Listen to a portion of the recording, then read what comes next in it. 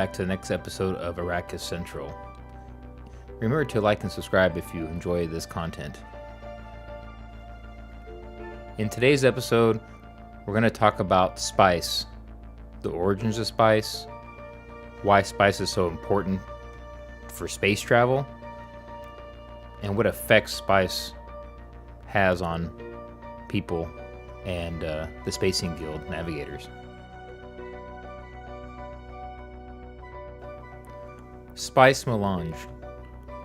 So spice melange, also commonly called spice, is a narcotic that's found only on the planet Arrakis, also called Dune. One question that's commonly asked about spice is, when was spice actually discovered? Well, spice was discovered thousands of years before the events of the first Dune novel.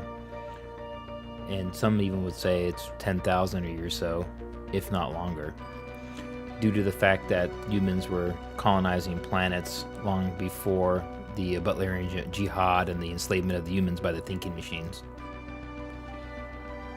But during those early centuries of post-spice discovery, spice would come to be used as a narcotic.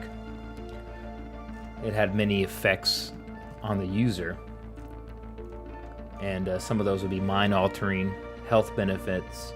It was also extremely addictive, and it would also have physical effects. Most commonly known and the most outwardly seen is the blue within blue eyes that someone develops after long exposure to spice. So spice isn't a naturally occurring per se by itself. It's part of a life cycle, a life-death cycle between the sandworms of Arrakis, the giant worms, which we've all seen in the films, and the unseen, which is deep below the sand trout would excrete the spice itself. And then that spice, it becomes these gas pockets, and then you'll have the spice plumes which explode, which is actually described more in the book. So the sand trout are actually created or released when a sandworm dies. So creates the cycle of the worm, sand trout, spice, and it's just a recurring cycle that happens over and over again.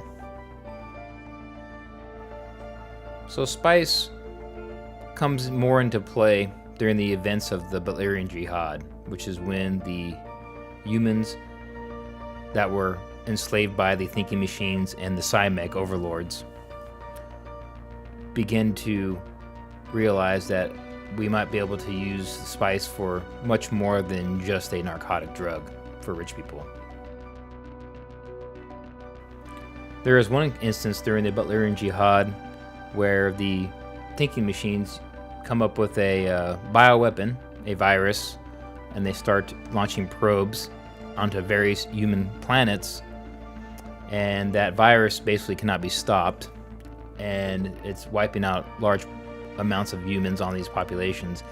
They do find out that spice was almost a cure or preventative from dying from the symptoms from this virus.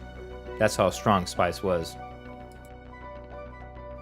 So during the events of the Ban Jihad, the assistant, or former assistant to Holtzman, Norma Senva, which was a daughter of the pre-Bene Gesserit, Reverend Mother, which was not the case at the time, but they were getting to that point.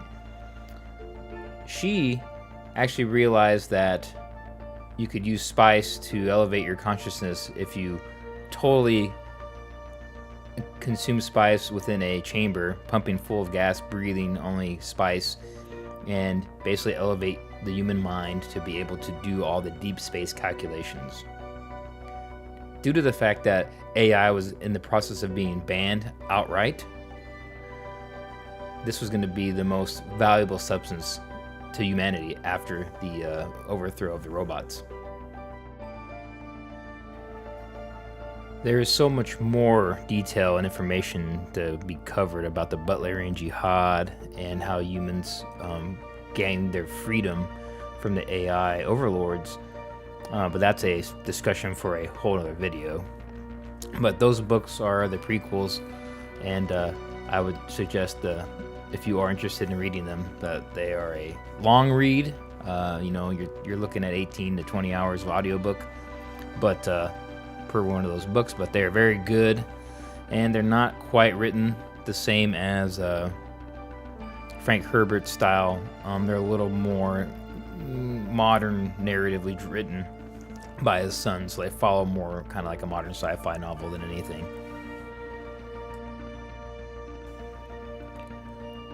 Now, fast forwarding to the events of Dune, House Atreides, of course we all know, was given the fiefdom of Dune to mine spice. And this was, of course, we know, the treachery by the Emperor in cahoots with the Harkonnen, Baron Harkonnen, to basically lure them in there so they can come in and take over and wipe them out.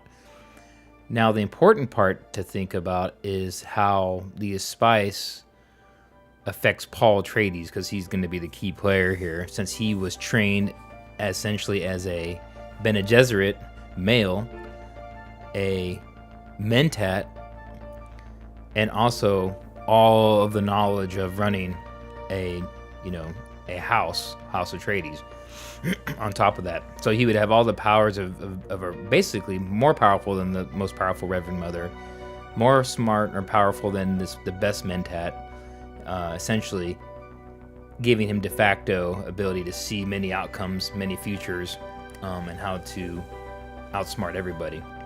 Now, on top of that, he has all his combat training, his military training, all of the training he received from his father, and he essentially is the Kwisatz Haderach, which happens at the end of the Dune book, which is basically a super being, a combination of all the super beings and selective breeding that the Bene Gesserit sisterhood was doing, which it backfired because it was supposed to be a daughter that they can control, but that's a side story. But the instance of Paul, as soon as he getting to Arrakis, ingesting large amounts of spice, awakened those powers essentially that were inside of him. So that's the main crucial point of spice when it comes to the main Dune novel. Is basically this spice is what fully awakened, Paul's powers, and he was ordained or whatever, foreseen to be the new emperor of humanity. Well, I know this was somewhat of a short simplification of the spice history, usage, and background, but I'll try to keep these videos under 10 minutes.